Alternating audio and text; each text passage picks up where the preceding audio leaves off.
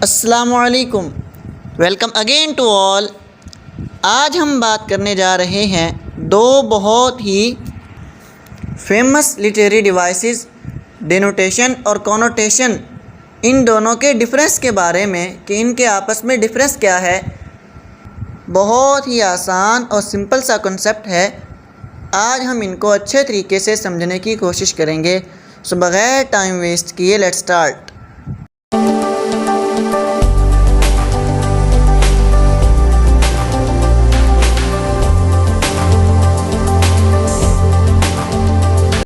تو اپنے پچھلے طریقہ کار کو سامنے رکھتے ہوئے سب سے پہلے ہم ڈینوٹیشن اور کونوٹیشن کی ڈیفینیشنز کو پڑھیں گے، اس کے بعد پھر ایگزامپلس کے ساتھ ان کے درمیان ڈفرینس پیدا کریں گے۔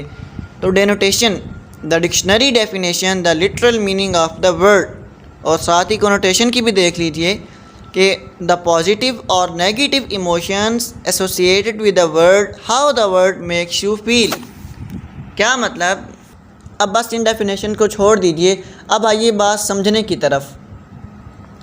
جو بھی الفاظ ہم ادا کرتے ہیں نا، چاہے وہ کسی بھی زبان سے تعلق رکھتے ہوں، ہر زبان کے تمام الفاظ کے دو طرح کے میننگ ہوتے ہیں۔ ایک ہوتا ہے اس کا لٹرل میننگ اور ایک ہوتا ہے اس کا سیاق و سباق کے حوالے سے میننگ۔ لٹرل سے مراد ایسا لفظ کا مطلب جو ہمیں ڈکشنری میں ملتا ہے۔ ہر زبان کی، ہر لینگویج کی کافی ساری ڈکشنریز ہوتی ہیں۔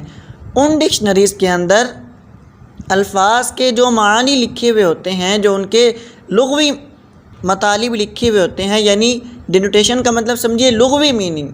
تو جو الفاظ کے لغوی میننگ ہوتے ہیں، جو ان کے بالکل حقیقی میننگ ہوتے ہیں، جن کے لیے وہ ورڈ وضع کیے گئے ہوتے ہیں، ان کو کہتے ہیں ڈینوٹیشن میننگز۔ اور کونوٹیشن کیا ہوتا ہے کہ ڈکشنری کے میننگ سے تھوڑا سا ہٹ کر سیاق و سباق کے حوالے سے، مثال کے طور پر آپ کوئی بات کر رہے ہوتے ہیں تو کنایتاً کسی بندے کو کچھ سمجھانے کے لیے کوئی لفظ بول دیتے ہیں۔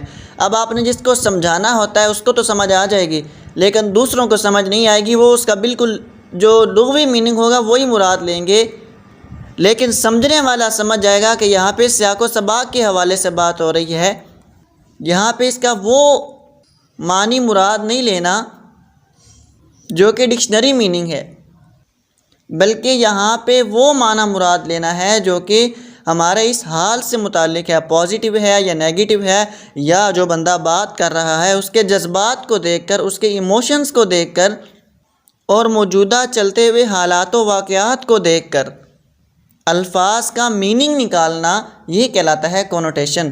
بہت ہی آسان سا اور انٹرسٹنگ سا اس کا ڈفرینس ہے۔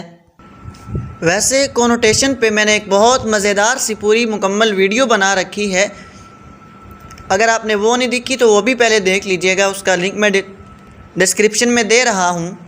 اس کو دیکھنے کے بعد ادھر آئیے گا، پھر آپ کو بہت اچھے سے سمجھ آ جائے گی، کیونکہ اس میں نے اس کو بہت زیادہ گہرائی میں جا کے ڈیٹیل کے ساتھ کونوٹیشن کو ذکر کیا ہے، اور ساتھ اس کی کافی ساری ایگزامپلس کا اجرا کیا ہے، ان کو اس کے اوپر اپلائی کیا ہے۔ تو یہاں پہ میں صرف اختصار کے ساتھ موٹا موٹا ڈفرینس بیان کر دوں گا۔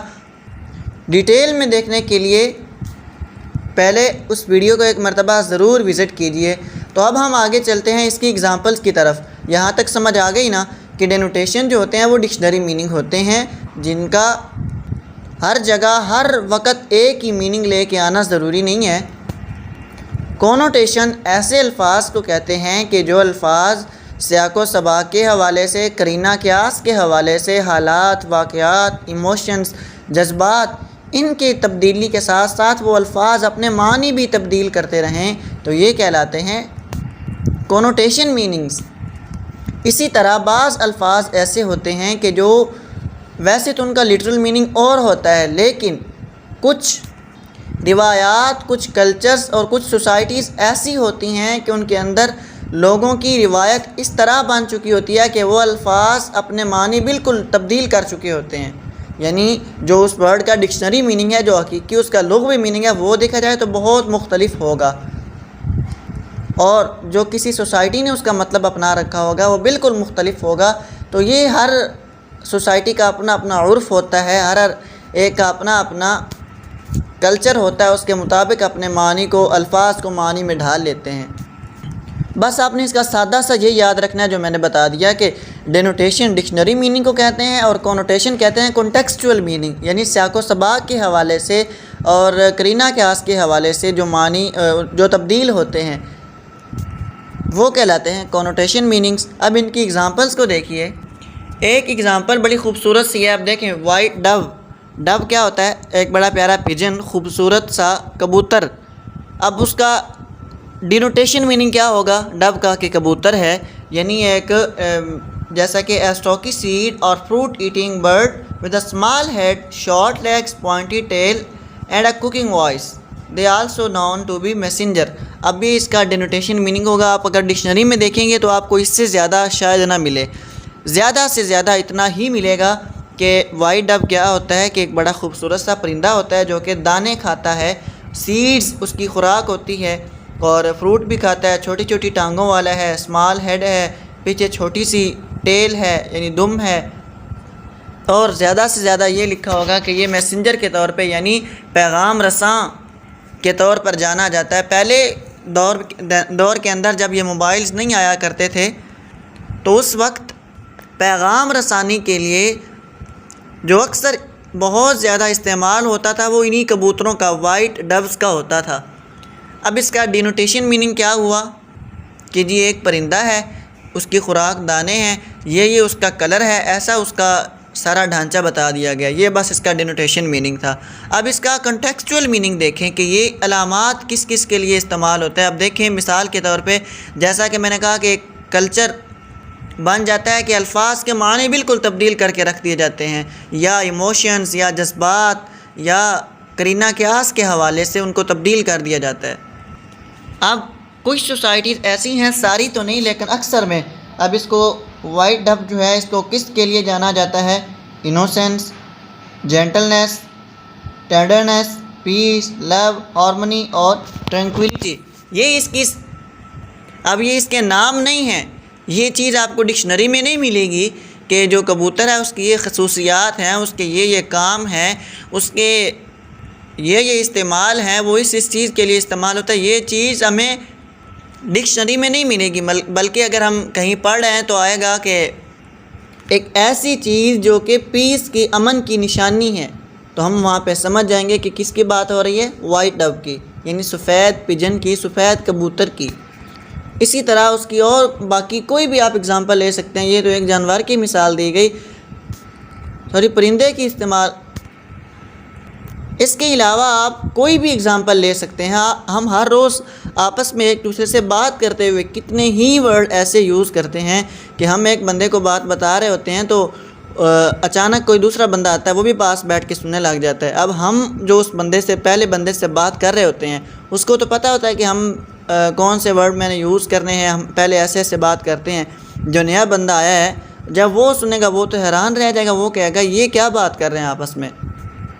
پھر اس کے پوچھنے پر اسے بتائیں گے کہ بھائی ہمارا وہ مطلب نہیں تھا۔ اکثر ہمیں کہتے ہیں کہ بھائی میرا وہ مطلب نہیں تھا جو آپ سمجھ رہے ہو، میرا یہاں پہ یہ ورڈ بولنے کا یہ مقصد تھا۔ تو اس بات کو کہتے ہیں کونوٹیشن، یعنی کنٹیکسچول میننگ۔